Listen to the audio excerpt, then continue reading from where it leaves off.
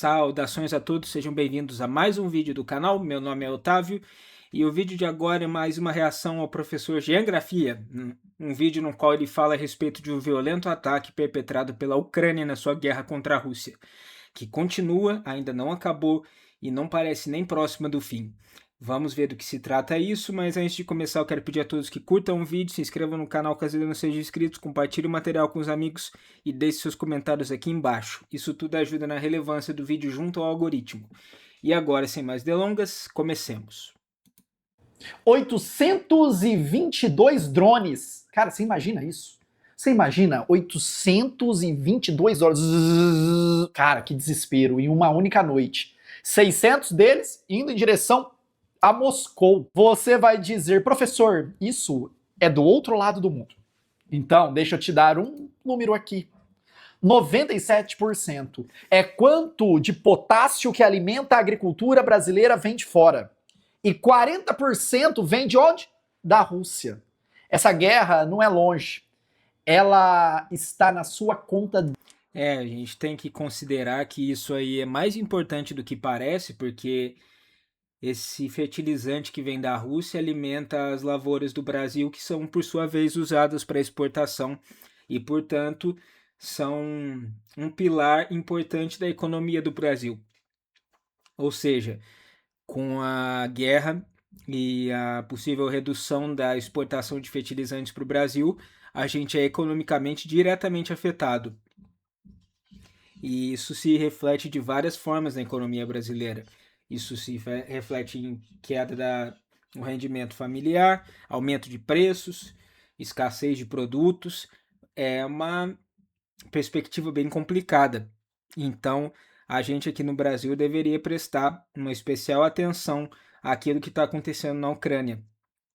Apesar da guerra entre Irã, Estados Unidos e Israel estar roubando muito do holofote atualmente, essa guerra na Ucrânia continua muito relevante.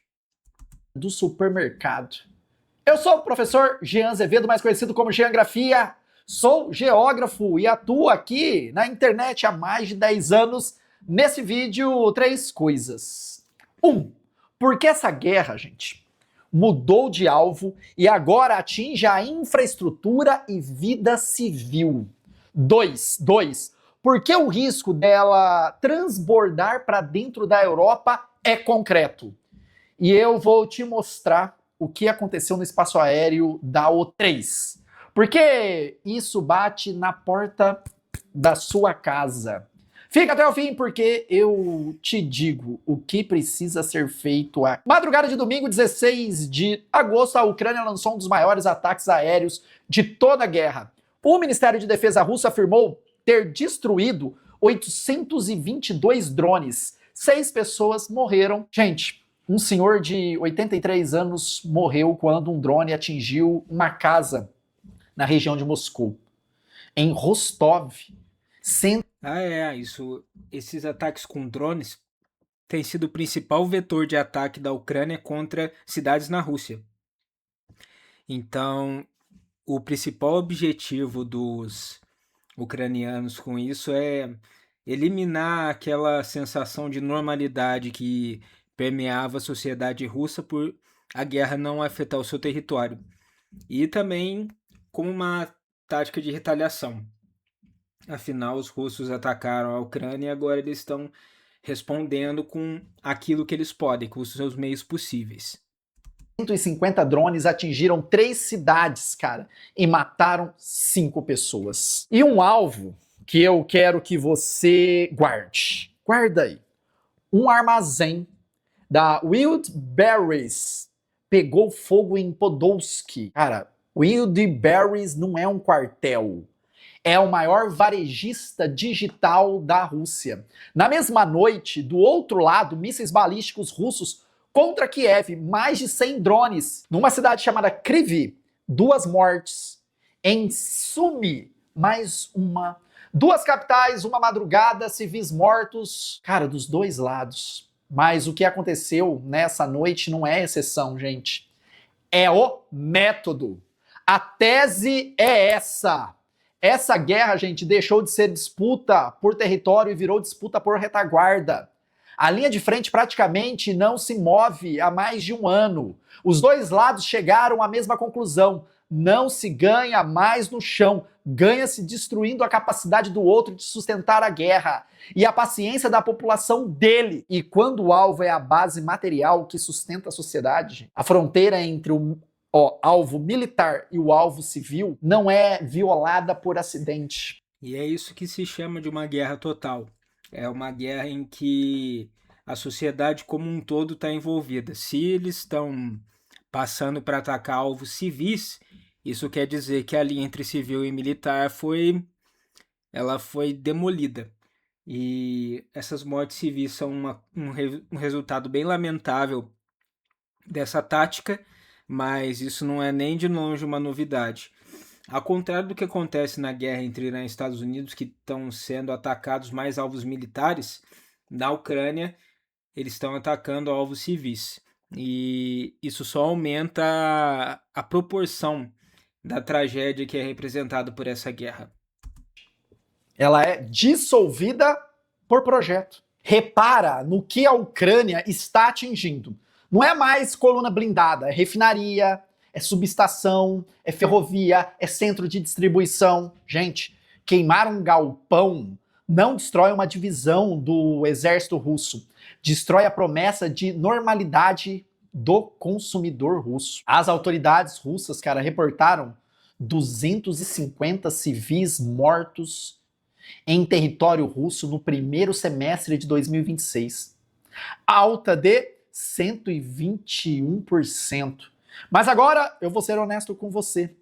Mesmo que desagrade quem já escolheu um time, a assimetria é brutal e é anterior, gente, é anterior. Desde fevereiro de 2022, a ONU verificou pelo menos 16.431 civis mortos na Ucrânia, incluindo 83 crianças.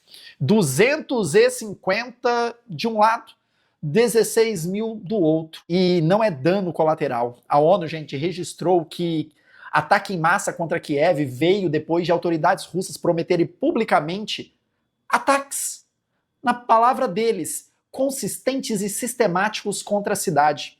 Anunciado antes, executado depois. O alvo real dessa guerra é a rede que faz a sociedade funcionar. Energia, transporte, logística. Existe um geógrafo famoso, eu gosto sempre de citar aqui nos meus vídeos, que é o Milton Santos, cara. Ele chamava isso de meio técnico científico informacional. Você não precisa mais invadir a cidade para dominá-la. Até se a gente pensar, a guerra que atinge alvos civis que sustentam a infraestrutura militar, ela é até menos custosa, porque aí você não está enfrentando resistência de um outro setor militar. Você está atacando alvos indefesos.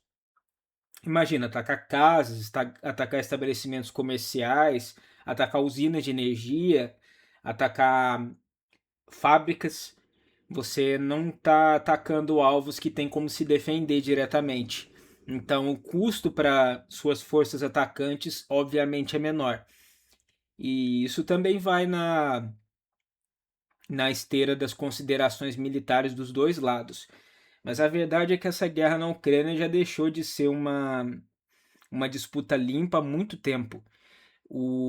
A Rússia e a Ucrânia, os dois lados, eles promovem uma narrativa de inimizade absoluta, apesar de serem dois países com muito mais coisas em comum do que diferenças. Imagina, a Rússia, historicamente, ela é originária do Rus de Kiev, que é um reino medieval que fica no território atual da Ucrânia. Então esses dois povos dividem a mesma origem histórica. Então é muito triste que eles estejam reforçando uma narrativa de destruição total, de inimizade, de conflito, porque é como irmão atacando irmão. É uma coisa realmente lamentável. Basta, melhor apertar, né?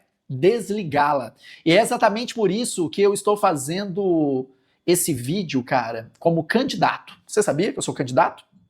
Eu não sou só professor. Sou candidato a deputado federal pelo Partido Verde, número 4344. Porque, gente, eu passei mais de 25 anos já, mais de 25 anos, explicando em sala de aula e aqui na internet que o mapa do mundo decide o preço da comida do prato do brasileiro. E cansei de explicar isso para quem não tem, cara, poder de mudar. Tem poder de mudar. Eu venho, falo, explico, e aí? Nem ajudar. Como eu falei, eu sou candidato a deputado federal por São Paulo, Partido Verde, é verde. 434. Guarda esse número, porque no final desse vídeo você vai entender exatamente por que ele importa, cara. Agora presta muita atenção, ó. Em setembro de 2025, 19 drones russos entraram no espaço aéreo da Polônia. A maior violação do espaço aéreo da OTAN desde o início da guerra. Caças poloneses e F-35 holandeses abateram drones dentro do território da aliança. Aeroportos fecharam, inclusive. Agora, o quanto disso tem a ver com uma provocação deliberada da Rússia e quanto disso é simplesmente trajetória errônea, trajetória enganada? É uma consideração que a gente tem que fazer, porque a participação direta da OTAN nessa guerra mudaria bastante as perspectivas tanto da Rússia quanto da Ucrânia. Até porque quando a gente fala em participação da OTAN, a gente está falando de pelo menos outras duas potências nucleares, os Estados Unidos e a França. E a Rússia é o país com mais armas nucleares no mundo. Então, eu sei que isso é um exemplo extremo, mas a gente tem que considerar sempre armamento nuclear em discussões militares modernas, porque afinal é a arma da dissuasão, é a arma do diálogo. E talvez justamente por esses dois lados apresentarem potências nucleares, a OTAN tenha se restringido e não tenha respondido a essa violação do espaço aéreo polonês, porque é uma consideração importante para se fazer. Em Varsóvia. Dias depois, Romênia registrou incursão semelhante. Gente, aí foi lá a Polônia, eu visitei, eu já fui para a Polônia, sei, né, do temor polonês contra uma possível invasão russa. Né, eles estão cada vez mais se armando, treinando a população. Eles pegaram e acionaram o artigo 4 do Tratado do Atlântico Norte. Consulta de emergência entre os 32 aliados. E o primeiro-ministro polonês disse que a região, gente, estava mais perto de um conflito aberto do que em qualquer momento aí da Segunda Guerra Mundial. É, gente, o artigo 4º é uma consulta, o artigo 5º é a defesa coletiva. Um atacado, todos atacados. E ninguém sabe exatamente onde está a linha entre os dois. Não é preciso, cara, que alguém decida entrar em guerra. Basta um destroço caindo na casa errada na hora errada. Tá, Jean, e o Brasil nisso tudo? Brasil, ziu. Cara, simples, o Brasil está exposto de um jeito que quase ninguém tem coragem de dizer.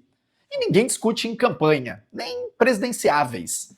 Em 2025, o Brasil importou 45 milhões de toneladas de fertilizante, ou 14 bilhões e meio de dólares. 92% do nosso consumo. Ou no potássio, só para você ter uma ideia, 97% é importado. 40% vindo de um país que está em guerra.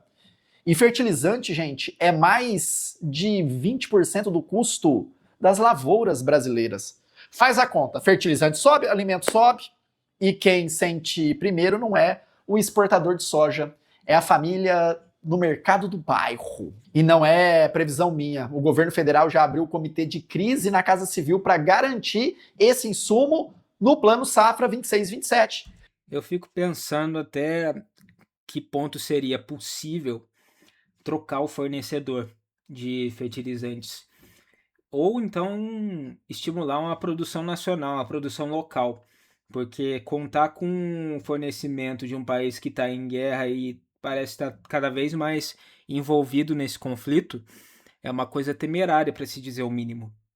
Diplomatas brasileiros negociando com a Rússia, Marrocos, China, a importação desse fertilizante. Só para você ter uma ideia, em Paranaguá, cara, caiu absurdamente a chegada de fertilizantes. Gente, em 2022, o choque geopolítico subiu o fertilizante em 95%.